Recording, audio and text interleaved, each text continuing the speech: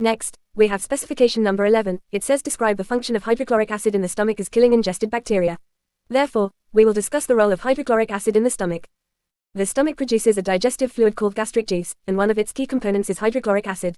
This acid is extremely important because it performs two main functions. First, it kills harmful bacteria that may enter the body through food or drink. It does this by denaturing the bacteria's enzymes, which stops their essential life processes and prevents them from causing infections. Second, hydrochloric acid creates a very acidic environment in the stomach. This low pH is not only hostile to bacteria but also perfectly suited for the activity of digestive enzymes. The stomach lining has special adaptations that protect it from being damaged by this strong acid, so it can safely function without harming the body's own tissues. One of the most important enzymes in the stomach is pepsin, which is responsible for breaking down proteins into smaller peptides.